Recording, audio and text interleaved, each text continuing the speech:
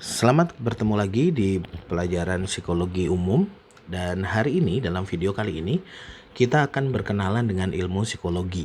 Kita akan belajar definisi psikologi itu seperti apa. Kemudian kita juga akan melihat apa saja yang menjadi ruang lingkup dari ilmu psikologi dan bagaimana pembagian cabang-cabang dalam ilmu psikologi. Oke, langsung saja kita ke slide berikutnya. Apakah psikologi itu? Kalau berdasarkan asal katanya, psikologi itu ditulis berdasarkan dua kata, yaitu psyche dan logos.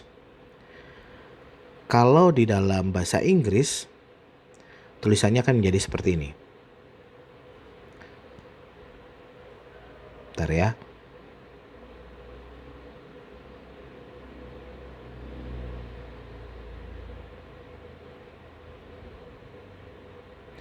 Psychology. Ada dua kata di situ. Yang pertama adalah psyche atau psycho. Logi itu berasal dari kata logos. Artinya, kalau psyche itu artinya jiwa, sementara logos itu adalah ilmu. Jadi, psikologi adalah ilmu jiwa. Apakah benar itu definisinya? Rupanya ini bukan definisi, ini hanya terjemahan saja. Ya, itu seperti kalau misalnya kita bertanya, apa sih artinya bue? Kita seringkali menjawab bue itu adalah kakek, padahal itu hanya terjemahan. Tapi kalau kita bicara definisi, maka bue itu adalah ayah dari ayah atau ibu kita. Itu definisi. Jadi kalian sudah dewasa, sudah besar, sudah S1, kalian harus belajar memaknai sebuah kata dengan jelas. Tidak hanya sekedar menyebutkan arti terjemahan di dalam bahasa lain. Jadi kalau kita bicara lagi ke psikologi, maka psikologi itu memang betul terjemahannya adalah ilmu jiwa. Tetapi kalau kita bicara definisinya, itu akan sedikit berbeda dengan apa yang mungkin kita pikirkan tadi. Jadi, apa sih definisi dari ilmu psikologi?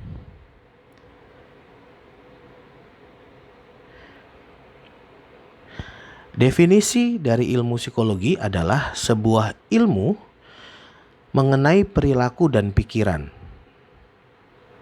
Ilmu yang mempelajari khusus tentang perilaku dan pikiran. Termasuk di dalamnya ada fenomena sadar dan tidak sadar, baik secara pikiran maupun perasaan. Karena kalau kita bicara perasaan pun itu akan terkait dengan pikiran kita. Begitu juga dengan perilaku. Jadi perilaku kita itu ada yang sadar, ada perilaku yang tidak sadar. Dan ini semuanya dikaji secara ilmiah. Apa maksudnya ilmiah? Ilmiah itu artinya dia memiliki metode-metode yang sistematis dan jelas. Jadi bisa dipertanggungjawabkan.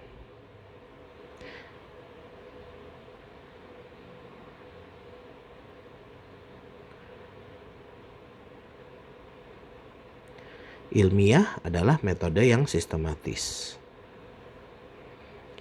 Di dalam keilmiahan, kalau kita bicara ilmiah, berarti kita bicara masalah reliable dan valid.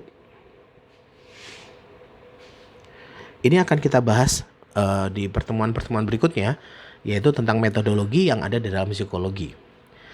Psikologi itu adalah sebuah pengetahuan yang ilmiah. Dia bukan pengetahuan yang kira-kira atau yang ambigu, yang tidak jelas, tetapi adalah sebuah pengetahuan yang jelas dan ilmiah. Pak, memang adakah pengetahuan yang tidak ilmiah? Beberapa istilah yang kita pikir ilmiah tetapi tidak ilmiah, itu contohnya adalah kalau kita bicara ilmu astrologi. Astrologi itu adalah ilmu perbintangan. Tetapi kenapa dia tidak ilmiah? Karena dia adalah ilmu ramal. Ilmu meramal berdasarkan bintang-bintang. Itu tidak ada dasar ilmiahnya. Tidak ada bukti-bukti ilmiahnya. Tidak ada hasil penelitian yang tepat. Hasilnya bisa berubah-ubah. Tergantung dari siapa yang menyampaikan. Nah, tetapi tidak dengan psikologi. psikologi itu ilmu yang ilmiah. Ada penelitiannya, dan ketika penelitian yang sama kita ulang, kita lakukan di tempat lain, kemungkinannya sama besar. Karena dia ilmiah, karena menggunakan metode yang ilmiah, yang jelas. Nah, itulah ilmu psikologi. Secara keilmuan dia ilmiah, dan secara konten atau isinya dia membahas perilaku dan pikiran. Dia membahas perilaku dan pikiran. Sekali lagi saya tegaskan. Jadi kalau kita berbicara tentang definisi psikologi, psikologi bukan hanya sekedar ilmu jiwa, tetapi ilmu yang mempelajari perilaku dan pikiran secara ilmiah. Semoga ini bisa memberikan pemahaman buat kalian semua ya.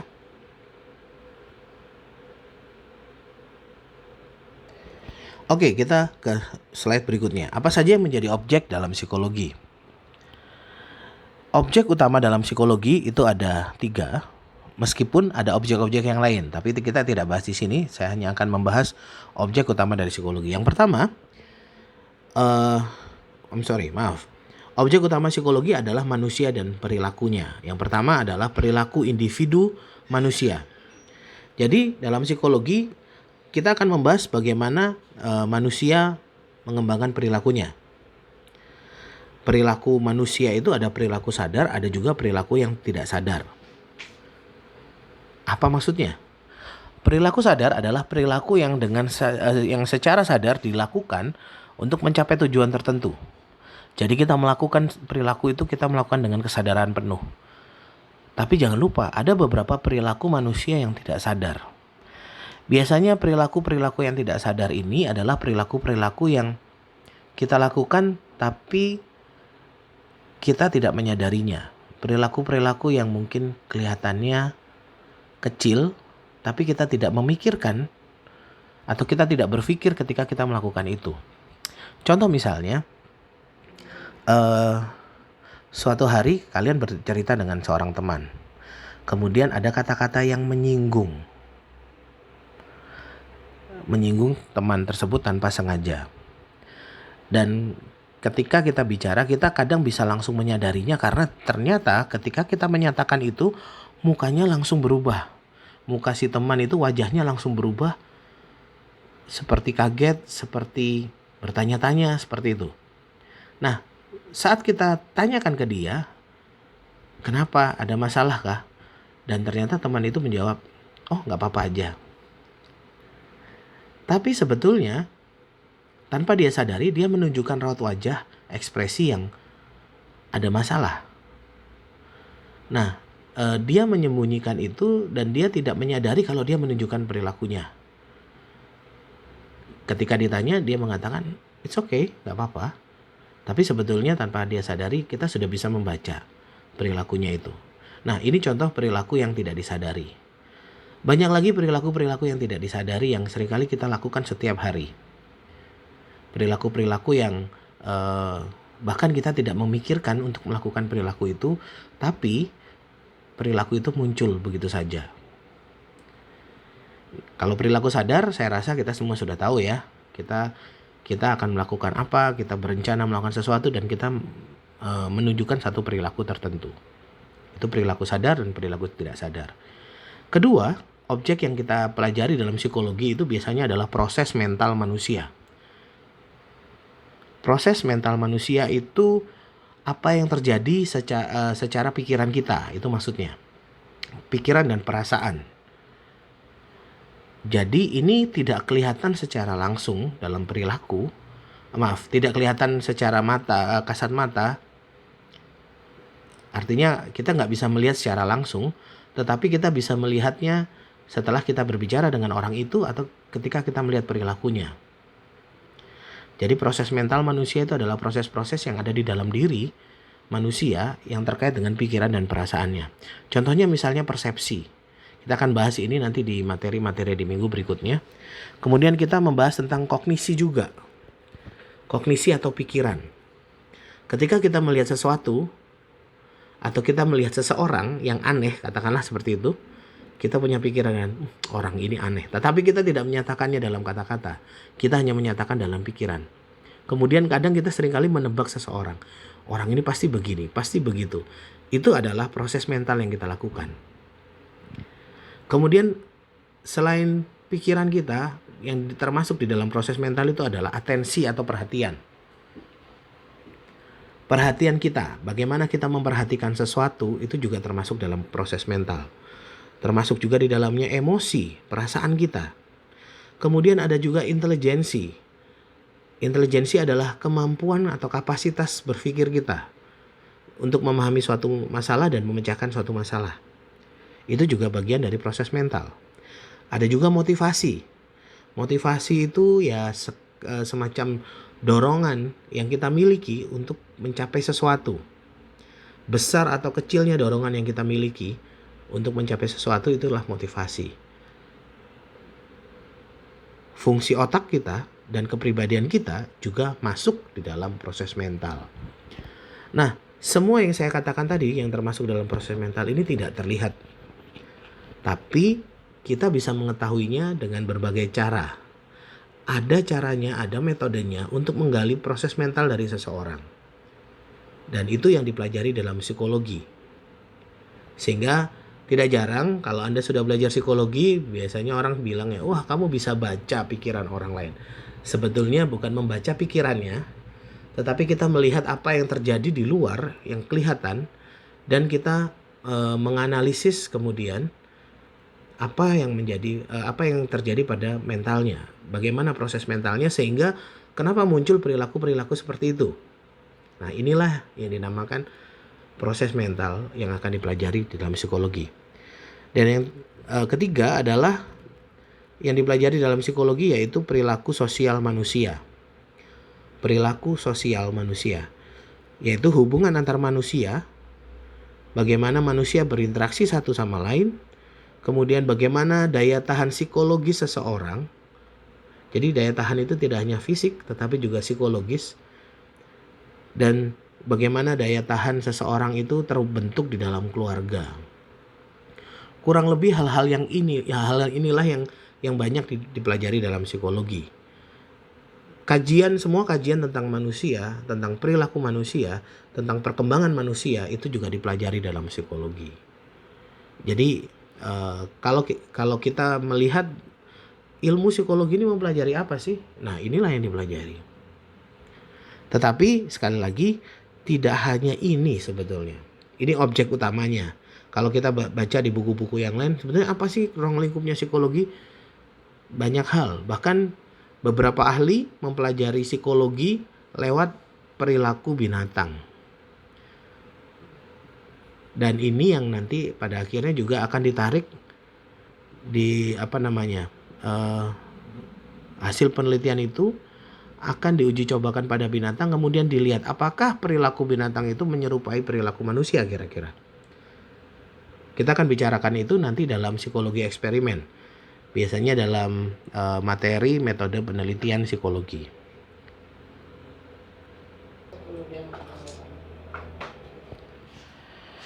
Oke, kalau kita melihat psikologi secara keilmuan, ada beberapa ruang lingkup keilmuan yang dimiliki oleh psikologi. Ada cabang-cabang keilmuan. Jadi psikologi ini karena kita mempelajari manusia, maka pastinya psikologi akan bersentuhan dengan banyak ilmu-ilmu yang lain. Karena kita mempelajari manusia, bayangkan ilmu psikologi itu tidak mempelajari satu hal yang mati, tetapi yang hidup. Dan manusia itu bersentuhan dengan segalanya. Kalau kita bicara manusia, berarti kita bicara segala hal tentang manusia. Selama manusia ada, ilmu psikologi tetap akan berguna. Oke, kalau kita melihat cabang-cabangnya, ada 2 cabang di dalam ilmu psikologi. Oke. Cabang yang pertama ada yang namanya psikologi murni, dan yang kedua ada psikologi terapan. Apa bedanya? Perbedaan dari kedua cabang ini adalah pada kepemilikan teori. Oke, kita akan lihat ke sini ya. Kita akan coba fokus di psikologi murni terlebih dahulu. Dalam psikologi murni, cabang psikologi murni itu adalah cabang ilmu psikologi yang dalam perkembangan keilmuannya, mereka mengembangkan teori-teorinya sendiri.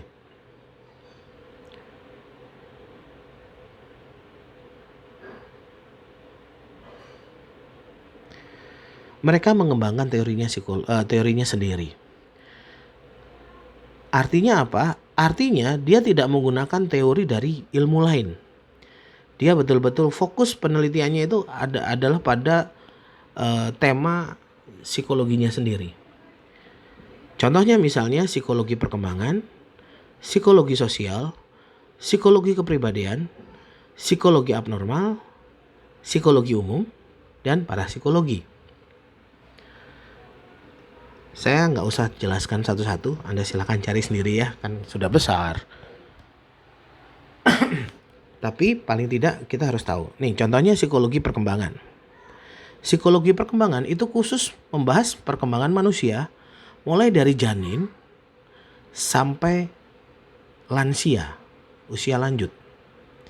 Bagaimana tahapan perkembangan itu terbentuk? Apa saja sih yang terjadi dalam fase-fase itu? Habis-habisan dibahas dalam psikologi perkembangan. Dan ilmu ini tidak berhubungan atau tidak menggunakan teori-teori dari ilmu-ilmu yang lain. Dia mengembangkan teorinya sendiri. Dan bahkan setelah dia memproduksi teori-teori yang ada di dalam sini akhirnya nanti digunakan di ilmu yang lain. Misalnya nih, kita belajar ilmu pendidikan.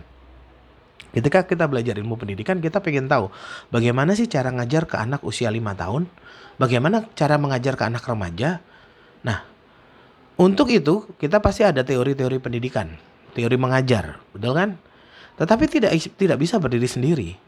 Karena target kita adalah usia 5 tahun dan usia remaja, maka kita akan mengambil teori dari psikologi perkembangan. Jadi intinya adalah psikologi murni ini dia menghasilkan teori sendiri dan bahkan teorinya biasanya digunakan untuk cabang-cabang ilmu yang lain. Begitu. Itu tentang psikologi murni. Nah, sekarang kita ke arah psikologi terapan. Ini juga banyak sekali berkembang. Psikologi terapan itu adalah ilmu-ilmu psikologi yang tidak memiliki teorinya sendiri. Dia tidak punya teori sendiri.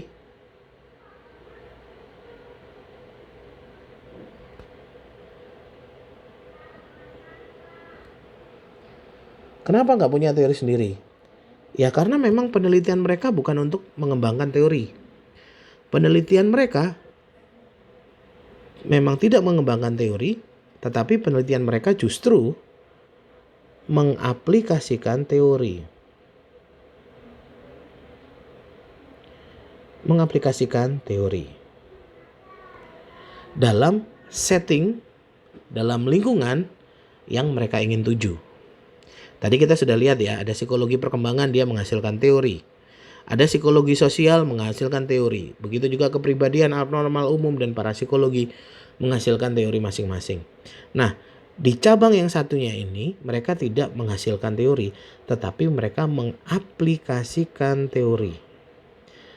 Jadi mereka menggunakan teori yang ada di sini untuk diaplikasikan dalam bidang mereka. Tentunya digabung juga dengan teori-teori yang lain. Oke, contohnya psikologi klinis. Psikologi klinis ini biasanya kita akan membahas tentang orang-orang yang punya kecenderungan gangguan psikologi.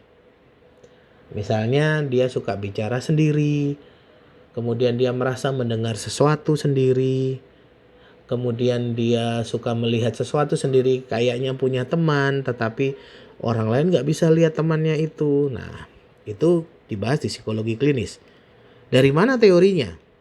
Teori untuk psikologi klinis bisa diambil dari psikologi abnormal, tetapi juga bisa diambil dari psikologi perkembangan. Dan mungkin sesekali ngambil ke psikologi sosial. Dan yang jelas ada juga psikologi kepribadian di situ. Nah, tetapi semua teori yang ada itu digunakan dalam setting klinis. Kedokteran, bukan kedokteran tapi kesehatan jiwa. Itu contohnya ya. Kemudian contoh yang lain nih. Ada psikologi pendidikan. Nanti kalian semester depan akan belajar psikologi pendidikan. Nah, psikologi pendidikan ini gabungan juga dari psikologi perkembangan, psikologi umum, psikologi kepribadian, psikologi sosial juga ada, plus mungkin ilmu pendidikan. Nah, tetapi cabang ini dikenal dengan istilah psikologi pendidikan. Dia tidak punya teori sendiri, sekali lagi dia menggunakan teori-teori dari cabang ilmu murni. Dia menggunakan teori-teori dari cabang ilmu murni yang digunakan dalam setting dunia pendidikan. Oke, kita bisa lihat yang lain ya, banyak sekali. Ada psikologi olahraga, ada psikologi militer, psikologi agama, psikologi politik. Nah, ini apa yang saya sebutkan ini semuanya adalah contoh-contoh ilmu psikologi terapan, di mana dia menerapkan teori dari cabang ilmu psikologi murni. Semoga ini bisa jelas buat kalian semua. Baik, kita akan lanjut ke slide berikutnya. Slide berikutnya kita akan membahas tentang simbol psikologi. Ya, kita kan mengenal, di video ini kita berusaha mengenal ilmu psikologi ini. Makanya kita melihat apa saja sih yang ada di dalam ilmu ini. Nah, kali ini kita akan belajar tentang simbol psikologi. Simbol psikologi itu seperti ini. Merupakan gambar trisula yang berwarna ungu. Nah, pertanyaannya menarik. Karena simbol ini kok kayaknya nggak menarik banget ya. Maksudnya ini simbol yang seringkali digunakan untuk hal-hal yang sepertinya bukan yang baik. Oke, mungkin saya akan jelaskan apa maksud saya. Sebentar, saya akan pause sebentar. Oke, simbol psikologi itu adalah simbol trisula. Dan seringkali trisula itu digambarkan berteman dengan yang namanya Satan. Ya, ini contohnya kalau kita cari di Google, trisula itu seringkali selalu dilambangkan, dipegang oleh setan. Nah, padahal ini adalah lambang dari psikologi. Saya nggak tahu ini gimana ceritanya, tapi ya inilah yang terjadi. Nah, dulu saya masih ingat ketika saya masih awal mengajar psikologi, ada beberapa teman-teman teolog dan pendeta yang kurang setuju dengan ilmu ini. Karena menurut mereka ilmu ini itu seakan-akan tidak mengakui adanya Tuhan. Benarkah seperti itu?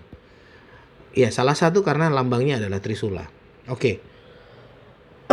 Betul sekali, trisula, lambang psikologi adalah trisula. Tapi kenapa lambang ini adalah lambang trisula? Sebetulnya psikologi itu berasal tadi saya katakan dalam bahasa Yunani, psyche dan logos. Huruf awal dari kata psyche adalah si. Ini bacanya bukan pesi ya, perhatikan, jangan dibaca pesi tetapi dibaca si. Psyche dan logos. Dan kalau kita lihat di huruf Yunani, kalau nanti ada belajar bahasa Yunani, ternyata ada lambang si, ada huruf si. Dia huruf ke 1, 2, 3, 4, 5, 6, 7, 8, 16, 17, 18, 19, 20, 21, 22, 23. Betul kan huruf ke-23 dari abjad Yunani? Saya sendiri kurang hafal, tapi Anda bisa lihat ini abjad Yunani. Sebelum omega itu adalah si. Si itu memang lambangnya adalah trisula. Jadi jelas ya, bukan karena diambil dari ini trisula itu tiga matanya ada 3, 1, 2, 3 yang bisa memisahkan tubuh, roh dan jiwa, bukan seperti itu, tetapi itu diambil dari kata bahasa Yunani atau abjad Yunani yaitu si. Itu artinya lambang psikologi diambil dari sana. Nah, kemudian warna psikologi itu adalah warna ungu. Nah, ini yang masih perdebatan kenapa psikologi memilih warna ilmunya adalah warna ungu. Beberapa pendapat yang saya pernah baca dari beberapa ahli itu menyatakan bahwa ya warna ungu itu diambil karena pada waktu dulu di Eropa Warna ungu itu adalah warna boleh dibilang semacam misteri ya. Di mana orang-orang yang biasa menggunakan warna ungu itu adalah orang-orang yang sering kali bekerja di bidang mistis. Di bidang yang terkait dengan mistis. Meramal masa depan, kemudian melihat melihat sesuatu yang tidak kelihatan, yang tidak bisa dilihat orang lain. Seringkali orang-orang seperti itu menggunakan warna ungu, biasanya begitu. Juga ada yang mengatakan bahwa warna ungu itu adalah warna dari anak-anak indigo. Anak indigo adalah anak yang punya indera keenam. Nah, saya hanya bisa merasionalisasikan bahwa mungkin seringkali orang yang belajar psikologi dianggap punya indera keenam karena dia bisa melihat apa yang ada di balik perilaku seseorang. Kadang kita hanya melihat perilakunya, tetapi kalau Anda belajar psikologi, mudah-mudahan Anda bisa melihat apa sih yang ada di balik perilaku manusia. Ya, seperti itu sih saya rasa, di mana akhirnya orang menganggap orang-orang yang belajar psikologi ini bisa ngeramal, bisa membaca pikiran. Nah, tapi kita sudah lihat dari apa yang terjadi di sini, sebetulnya bukan itu yang terjadi. Bukan kita meramalkan, bukan kita membaca pikiran seseorang, tetapi sebetulnya lebih pada kita melihat apa yang terjadi pada perilakunya. Dan ketika kita melihat perilakunya, kita melihat sejarahnya, maka kita bisa membentuk sebuah pemahaman mengapa ini semua bisa terjadi. Dan jawabannya jelas itu sesuatu hal yang tidak bisa dilihat oleh orang lain. Namun kita bisa analisis dari situ. Oke, saya rasa penjelasan tentang video ini tentang psikologi di pengantar ini ya sampai di sini. Anda bisa mencari referensi yang lain karena itu akan sangat bermanfaat buat Anda untuk menambah wawasan, khususnya untuk mempelajari ilmu psikologi. Oke, silakan mengulang-ulang video ini kalau misalnya Anda belum paham, dan kalau memang masih belum paham silakan tanyakan di Google Classroom di tempat kita belajar bersama. Baik, sampai ketemu lagi. Bye.